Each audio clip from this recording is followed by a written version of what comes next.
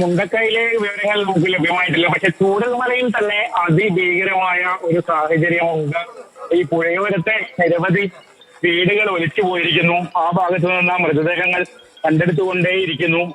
ഏതാണ്ട് 8 മരണങ്ങൾ സ്ഥിരീകരിച്ചിട്ടുണ്ട്. കൂടുതൽ ആളുകളെ ആശുപത്രിയിലേക്ക് മാറ്റിയിട്ടുണ്ട്.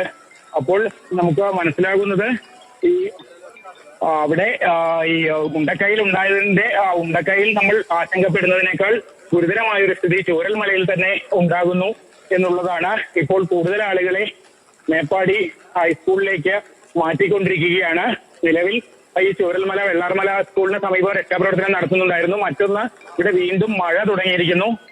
ഏതാണ്ട് 1.5 മണിക്കൂർ മഴ മാറി നിന്നിരുന്നു. പക്ഷെ ഇപ്പോൾ ഇതാ വീണ്ടും മഴ പെയ്യുന്നുണ്ട്. അതും ദുഷ്കരമാക്കുന്നുണ്ട്. ആളുകൾ ആകെ ആശങ്കയിലാണ്. പ്രത്യേകിച്ച് മുണ്ടക്കയിൽ നിന്നുള്ള വിവരങ്ങൾ ലഭ്യമാകാത്തതിന്റെ ആശങ്കയുണ്ട്. NDRFന്റെ സംഘം അങ്ങോട്ട് പോയിട്ടുണ്ട്.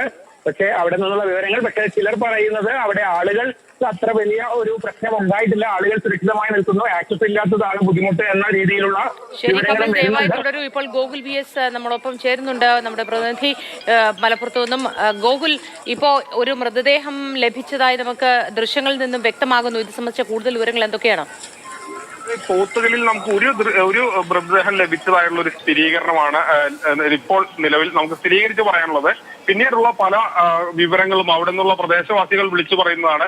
അതിലെത്രമാത്രം സ്ഥിരീകരണം നൽകാൻ കഴിയുമെന്നുള്ളത് നമുക്ക് ഈ ഘട്ടത്തിൽ പറയാൻ കഴിയില്ല. പക്ഷേ എങ്കിലും അവിടെയുള്ള പ്രദേശത്തുള്ളവർ പറയുന്നത് ആ മേഖലയിലേക്ക് ഏകദേശം 6-നടുത്ത് മൃതദേഹങ്ങൾ ഒലിച്ച് വന്നിട്ടുണ്ട് എന്നുള്ളതാണ്. പക്ഷേ അത് ഇങ്ങനെ ഈ അപകടത്തിൽപ്പെട്ടവരുടേതാണോ തുടങ്ങിയ കാര്യങ്ങളൊന്നും തന്നെ വ്യക്തമല്ല. ഇപ്പോൾ നമുക്ക് ഒരു മൃതദേഹം കിട്ടിയെന്ന് ഉറപ്പിക്കാൻ കഴിയും, കാരണം ദൃശ്യങ്ങളടക്കം നമുക്ക് ലഭിച്ചിട്ടുണ്ട്.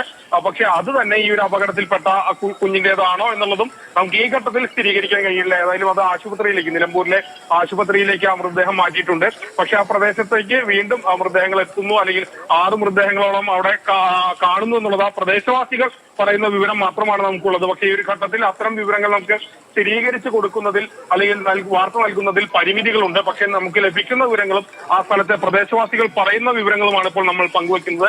പക്ഷെ അതിൽ ഒരു മൃതദേഹം കിട്ടി, അത് നിലമ്പൂർ ആശുപത്രിയിലേക്ക് മാറ്റുകയാണ്.